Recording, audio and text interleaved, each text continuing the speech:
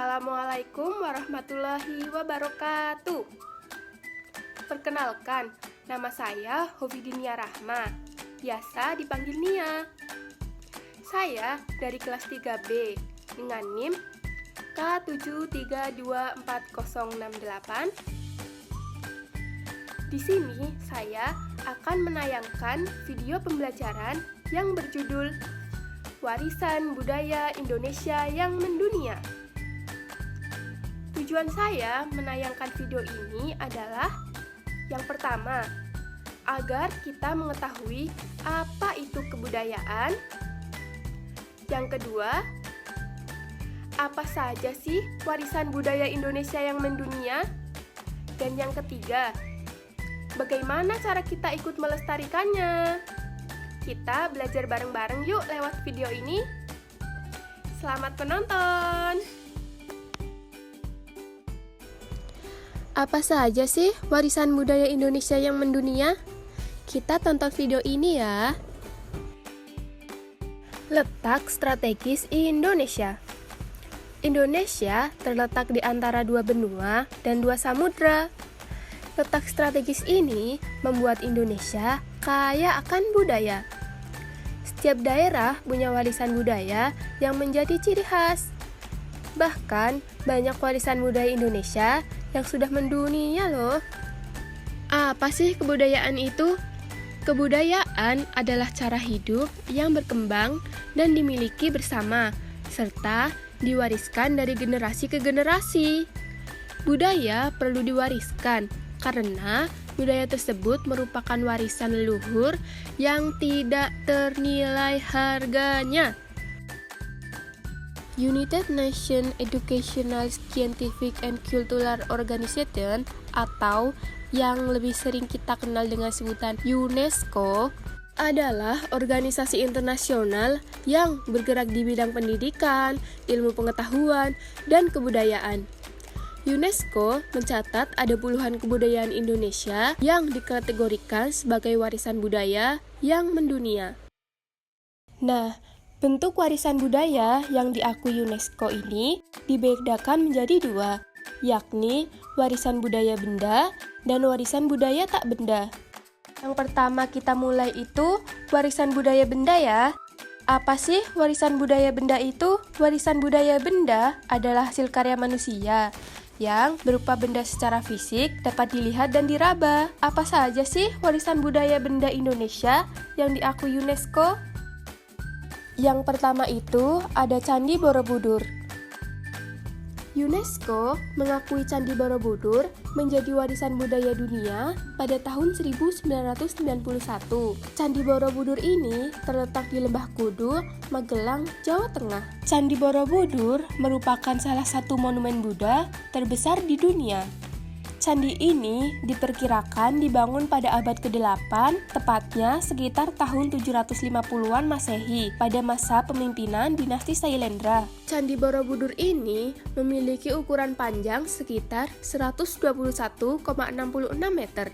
Lebarnya mencapai 121,38 meter dan tingginya 35,40 meter. Dalam bangunan Candi Borobudur ini terdiri dari 9 teras berundak dan sebuah stupa induk di puncaknya. Candi Borobudur juga menyimpan 2.672 panel relief dan 504 arca Buddha. Candi Borobudur selain menjadi tempat wisata, juga dijadikan sebagai tempat ibadah seluruh Buddha di dunia. Bahkan, sejak tahun 1953, peringatan Waisak secara nasional dipusatkan di Candi Borobudur. Yang kedua, ada Candi Prambanan. Candi Prambanan adalah warisan budaya yang sudah diakui oleh UNESCO pada tahun 1991. Candi Prambanan merupakan kompleks candi Hindu terbesar di Indonesia yang dibangun pada abad ke-9 Masehi. Candi Prambanan terdiri dari 3 bagian utama, yakni Candi Brahma sebagai teras utama, Candi Wisnu sebagai candi sakti utama, dan Candi Siwa sebagai candi pusat. Candi Prambanan menjadi salah satu tujuan wisata turis, baik lokal maupun mancanegara. Candi Prambanan memiliki legenda yang terkenal, yakni Roro Jonggrang dan Bandung Bondowoso. Legenda ini sudah terkenal sekali loh di berbagai daerah di Indonesia. Selanjutnya, yang ketiga, keris. Keris merupakan warisan budaya Indonesia yang sudah diakui oleh UNESCO. Keris adalah senjata tradisional yang berasal dari Jawa. Dahulu, keris digunakan sebagai senjata untuk melindungi diri dari musuh.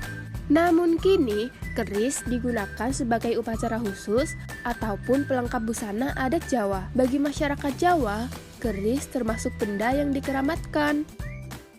Yang keempat, yaitu noken. Noken diakui UNESCO pada tanggal 4 Desember 2012. Noken adalah tas tradisional khas Papua yang digunakan untuk membawa hasil pertanian dan barang dagangan ke pasar. Noken ini khususnya dibuat oleh para wanita menggunakan bahan-bahan alam seperti serat kulit kayu. Biasanya, kayu yang digunakan untuk membuat noken ini adalah kayu pohon nenduam, pohon nawa, dan anggrek hutan. Penggunaan noken ini sangatlah unik karena masyarakat membawanya tidak menggunakan tangan, namun memakai kepala.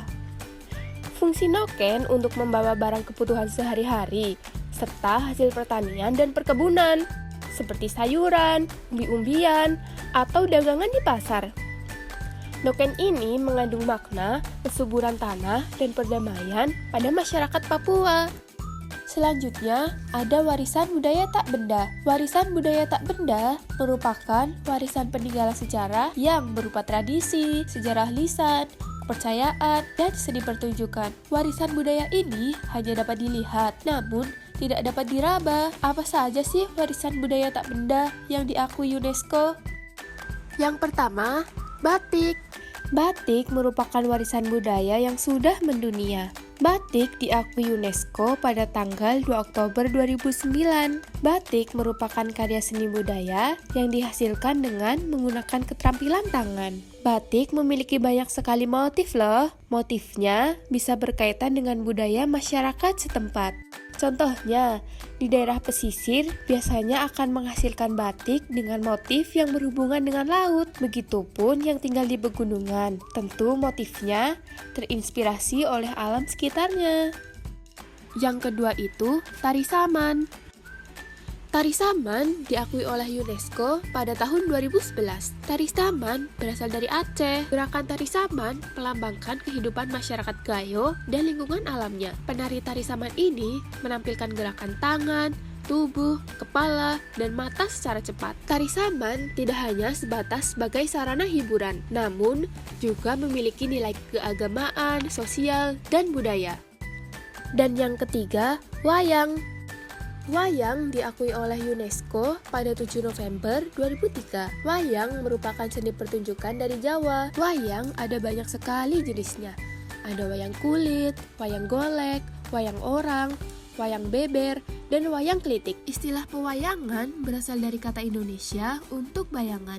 Dahulu, wayang digunakan sebagai media efektif dalam menyebarkan agama, mulai dari agama Islam dan Hindu. Setelah mengetahui apa saja warisan budaya Indonesia yang mendunia, selanjutnya bagaimana cara kita melestarikannya?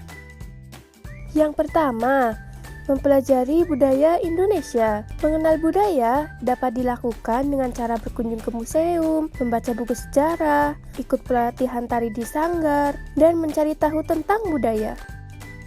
Yang kedua, memperkenalkan budaya ke orang lain. Contohnya, memanfaatkan perkembangan teknologi untuk memperkenalkan budaya melalui media sosial. Kamu bisa menyampaikannya, baik secara langsung maupun tidak langsung. Yang ketiga, mengadakan festival budaya.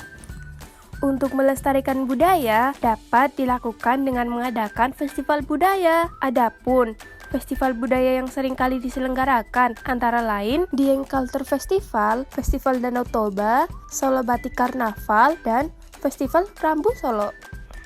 Yang keempat, memasukkan unsur budaya dalam keseharian. Agar tetap lestari, budaya dapat dimasukkan dalam kehidupan sehari-hari. Misalnya, menggunakan pakaian daerah, contohnya batik.